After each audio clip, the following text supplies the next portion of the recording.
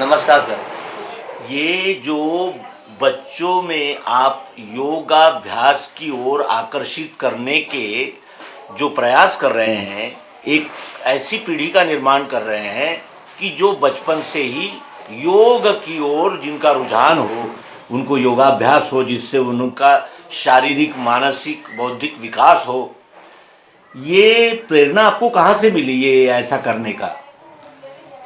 Sir ऐसा है ना, जब मैं 6 क्लास में था और मेरी पूरी फैमिली ही स्पोर्ट्स से बिलोंग करती है। मेरे पापा जो है ये उपाध्यक्ष रह चुके हैं विदर्भ कबड्डी एसोसिएशन के। वो एक राष्ट्रीय लेवल के खिलाड़ी थे और नागपुर जिले के सदस्य के रूप में उन्होंने काम किया है। स्पोर्ट्स क्षेत्र में उन्होंने बहुमूल्य योगदान दिया है। State level, national level, district level के बड़े बड़े टूर्नामेंट्स उन्होंने करवाए हैं। साथ ही साथ उन्होंने ऐसे जो स्पोर्ट्स के ऐसे कई बच्चे हैं जिनको मतलब वो बोल सकते हैं उनको आर्थिक सहायता नहीं मिल पाती थी, ऐसे लोगों को उन्होंने बहुत प्रोत्साहन किया और उस क्षेत्र में आगे लेके गए। तो हम जब छोटे थे देखते थे कि पापा कबड्डी खेल रहे हैं और हमारे दादाजी भी अखाड़े के बहुत बड़े प्लेयर रह चुके हैं और हमारे ग्राउंड पे तब स्पर्धाएँ होती थी तो हमें भी पापा हमें ग्राउंड पे लेके जाया करते थे। तो हमें वहाँ से एक प्रेरणा मिली कि नहीं यार, हम लोगों ने भी जैसे पापा है उस प्रकार से हमने स्पोर्ट्स में अच्छा करियर करना चाहिए। तो सबसे पहले हमने कबड्डी खेलना स्टार्ट किए। कबड्डी के बाद में पापा के एक दोस्त है संभाजी भोसले करके, वो उनका अखाड़ा चीमा साहब भोसले हनुमान वायमशाला के नाम से, उन्होंने फिर हमें अखाड़ा में सम्मिलित किया। अखाड़े में मैंने मलखाम किया, मलखाम में 5 यूनिवर्सिटी कलर होल्डर हूँ। उसके बाद में मैंने उनके साथ में रह के स्विमिंग ज्वाइन किया। स्विमिंग में भी मतलब मैं वाटर पोलो का यूनिवर्सिटी कलर होल्डर रहा हूँ। फिर कहीं ना कहीं मलखाम में ऐसा होगा कि उसको प्रतिशत बहुत कम मिलने लगा, तो फिर मलखाम और योगासन ये एक जॉइंट गेम है। दोनों के लिए आसनों की जरूरत पड़ती है, सिर्फ इतना है कि योगासन जो है हम लोग नीचे करते हैं ज़मीन पे, वही चीज़ को मलखाम में आसन के रूप में मलखाम में करा जाता है। फिर मैंने सोचा कि नहीं यार, अपन ने कहीं ना कहीं योगा की तरफ भी बढ़ना चाहिए। योगा की तरफ जो हमारे अनिल जी मोगावकर है, सतीश जी मोगावकर है, ये उस एसोसिएशन के पदाधिकारी है और उन्होंने हमें बहुत प्रोत्साहन किया नए बच्चों को आगे ले जाने के लिए। उन्होंने हमें आगे ले जाने के लिए बहुत प्रोत्साहन किया। फिर हमने धीरे धीरे प्रैक्टिस शुरू की और एक खिलाड़ी के रूप में निकल के बाहर आए।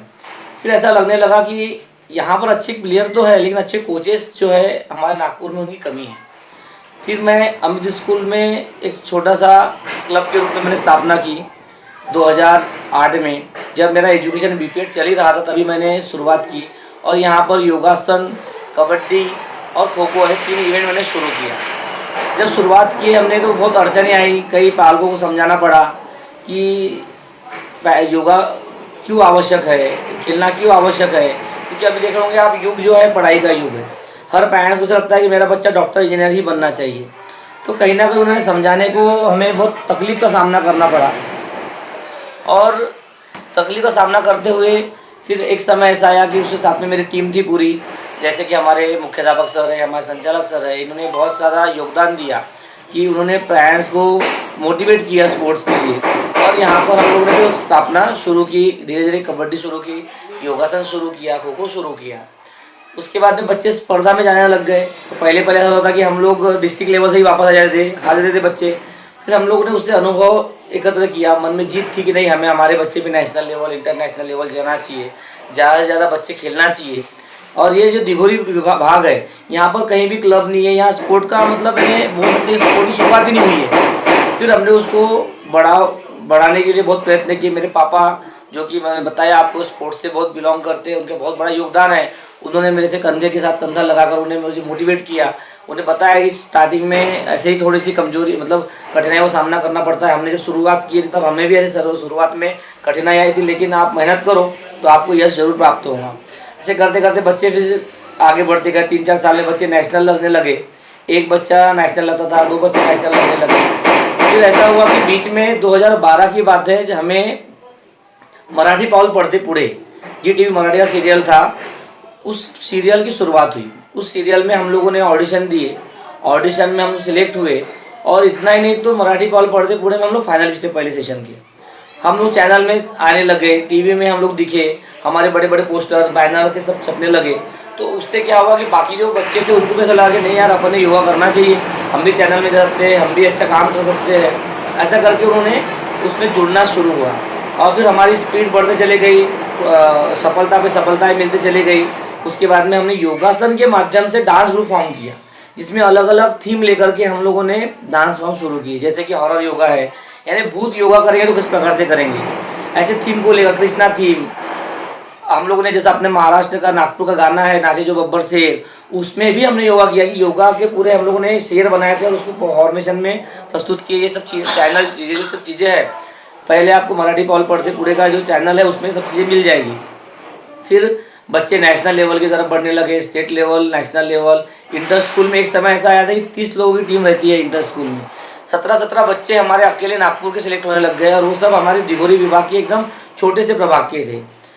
फिर ऐसा करते करते अभी हाल ही में हुई नेशनल योगासन स्पर्धा में हमारे 5 बच्चे थे, टोटल टीम 12 लोगों की थी, उसमें से 5 बच्चे नागपुर के थे और वो पूरे अपने ही क्लब के थे। उन्होंने नेशनल्स गेम में वैभव श्रीराम नाम का लड़का है, उसने 3 गोल्ड मेडल और 2 ब्रॉन्ज मेडल जीत करके महाराष्ट्र का झंडा ऊंचा किया। उसके छपुली सेलोकर है, वो भी अपने स्टूडेंट है, उसने 2 सिल्वर 2 गोल्ड मेडल लिए।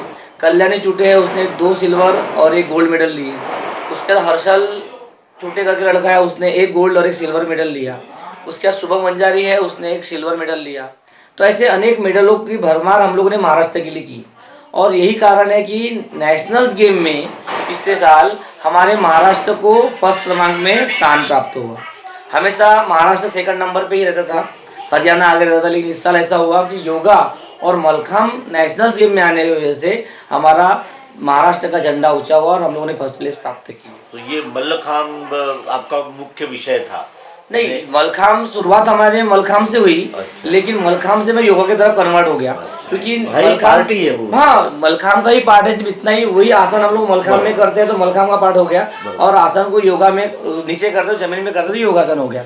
पर दोनों है एक ही चीज़ है, और इसमें बच्चों की शारीरिक क्षमता बहुत तैयार होती है, उनकी फ्लेक्सिबिलिटी बढ़ती है, मानसिकता बढ़ती है। और सबसे बड़ा कारण यह है कि मेरे पास अभी जो योगासन के लिए बच्चे आते हैं, उनका कहना है कि सर बच्चे सीधा मोबाइल देखते रहते हैं, मोबाइल में ही एकाग्रता है, मोबाइल कैसा छुड़ाना चाहिए। तो मैं उन्हें बोलता हूँ कि आप बच्चों का खेलना छुड़ा रहे हो, इसलिए बच्चे मोबाइल की तरफ आकर्षित हो रहे हैं।